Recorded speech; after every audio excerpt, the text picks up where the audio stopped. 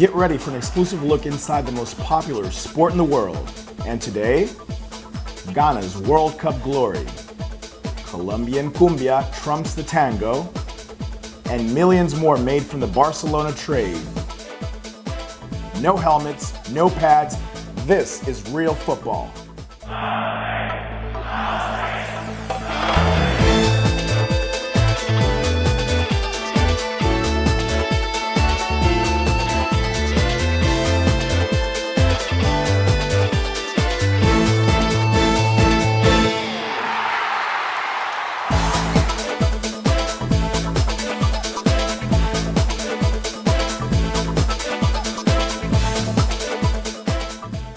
Welcome to Real Football, not soccer, football. This is a sports show proving to America that the beautiful game is more than fringe, it's a pastime. I'm Steve Linez, here with my standard British counterpart, Rob Mitty. You know, it's always a Brit on the side with you Yanks, isn't it? It's always on the side. I feel like a bloody Happy Meal. There's the hamburger and there's the Brit on the side. Well, in your case, I think it would be chips on the side, if I'm not mistaken. Anyways, let's talk about football. All right. We start today in Cairo with Ghana making football history. Their under-20 World Cup victory over four-time winner Brazil makes them the first African team to win the tournament. 37 minutes in, a red card against defender Daniel Addo left Ghana man down against the Brazilian onslaught. However, the Black Satellites, as the youth team is known, held firm with world-class defense and pulled off the win in a penalty shootout. Ghanaian coach Silas Tek called the win a victory for all of Africa. Does Ghana's win signal Africa's arrival on the world stage of football? Well, Steve, we're talking about the under-20s. We're not necessarily talking about the senior team. Now, what could Ghana's youth team do for the senior level? Well, it could inspire. It could get them prepared. Some of those youth players could probably come up and play in the senior level, but I just don't see that translating into the team. Now, the World Cup is a couple of months away, so we're talking about inspiration. It will be played in Africa, so I don't want to sound like the total cynic here, but I believe that it's not going to transfer so much in depth. I concur wholeheartedly with what you say, and as a matter of fact, Ghanaian youth soccer at the youth level has been very successful. They've gone to very finals. The problem is translating their success at the youth level to the senior football squad, and that is their dilemma. And we're always changing coaches, Steve. We're always changing tactics. We're always getting prepared for a new regime to come in, so it's going to be a little bit difficult for that team to be prepared for a World Cup. We're playing against the likes of Brazil, England, top European teams. However, they do have a couple of players in Europe, but I just don't see Ghana really progressing. Something endemic in African football.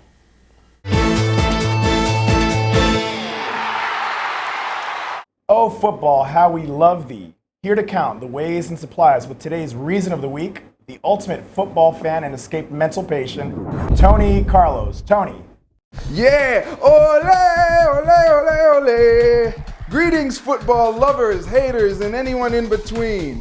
Each week, I am charged with the task of providing irrefutable, scientific evidence proving why football is the best sport ever. Reason number 7. No commercials. Don't you hate it when you're watching your favorite sport, getting into the game and the drama, when all of a sudden, BAM! Another commercial?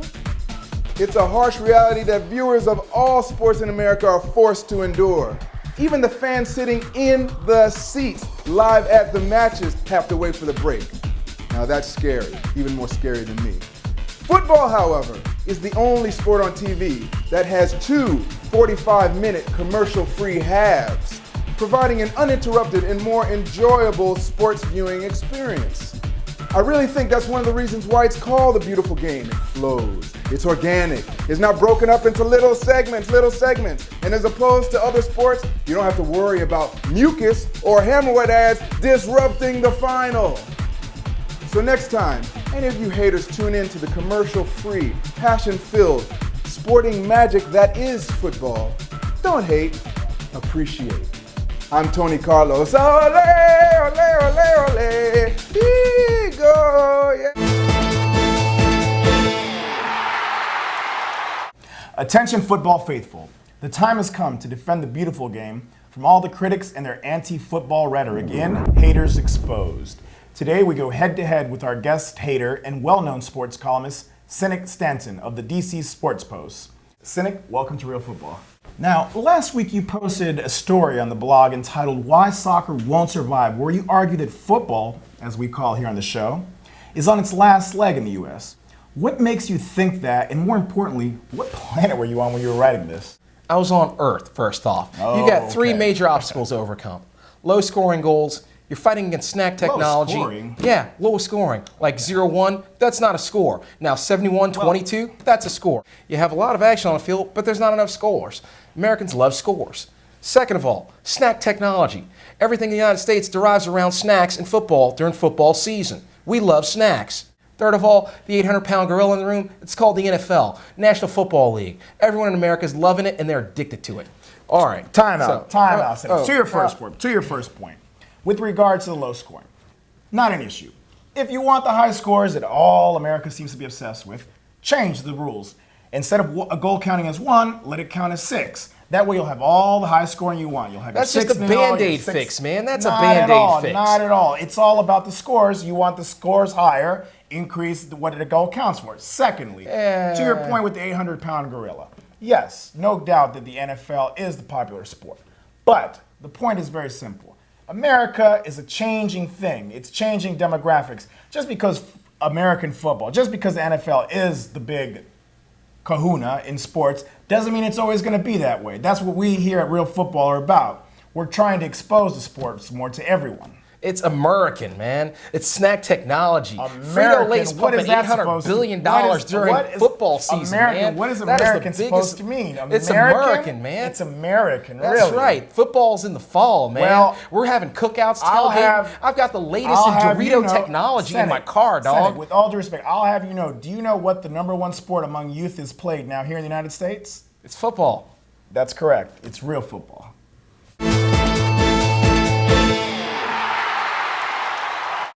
Hey Rob, did you see that bit of technical genius from Diego Milito in the Champions League? I did see it. I did love it. It was absolutely amazing.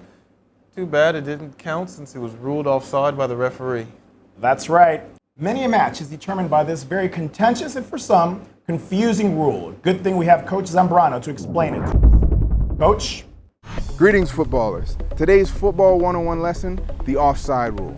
Originally made to prevent players from camping in front of the other team's goal, the present FIFA rule states that a player is in an offside position whenever he is nearer to his opponent's goal than both the ball and the second-to-last opponent. When that happens, a flag from the referee's assistant is raised, play is stopped, and the opposing team is awarded possession of the ball. The funny thing is that you're not offside even when you're in an offside position, unless you become involved in the play. In other words, an offside player is only penalized the moment the ball is played forward to him by his teammate. This familiar Hollywood movie clip humorously illustrates the principle. The teriyaki sauce is the goalkeeper. The posh French mustard is the defender. The salt is the attacker. Sea salt. The sea salt is the attacker. Now, when the ball's played forward, the sea salt has to be level with the mustard. Hello, darling. Right, now watch and concentrate. Offside, onside. Offside, onside. On top of that, offside traps can be used against attacking players making a run on goal. The line of defenders simply shifts together, allowing the attacker to continue running into an offside position. It's a risky move, yet very effective in stopping attacks. Hopefully this short yet sweet explanation has shed some light on the infamous offside rule. If you still don't get it, it's when the ref goes like this. For Real Football, I'm Coach Zambrano. Guys, back to you. Thanks, Coach. No, I still don't get it. Yeah, neither do I.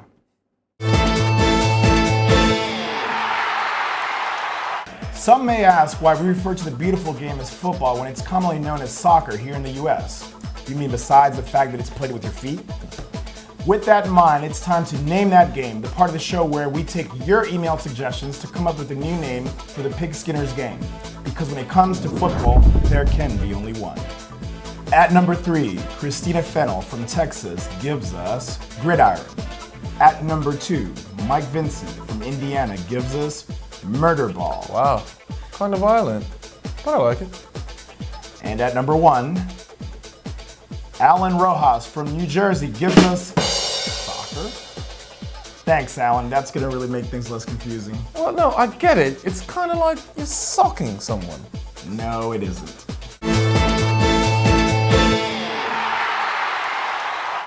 Thank you for all your suggestions. Please go to our website at realfootball.com and email us your thoughts and ideas. Also, don't forget to sign our online petition and officially join our nationwide crusade to rename the game. That's all the time we have today. Join us next week right here on Real Football. I'm Steve Linez with Rob Mitten. Thanks for joining us, and remember, keep the ball rolling.